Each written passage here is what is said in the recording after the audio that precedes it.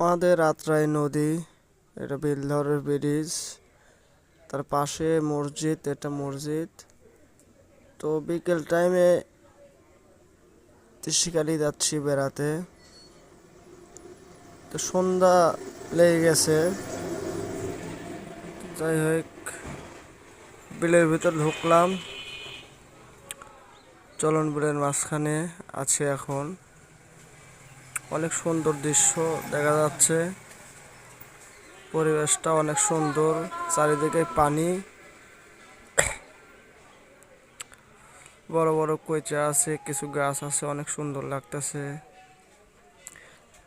ইতিমধ্যে নৌকায় বসে গল্প করতেছি আমরা সবাই একসাথে,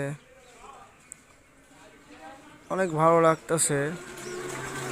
রান্নাবাড়ি করার জন্য হাঁড়ি পাতিল, মাংস আরো ইত্যাদি যাবতীয় যা লাগে সাথে নিছি।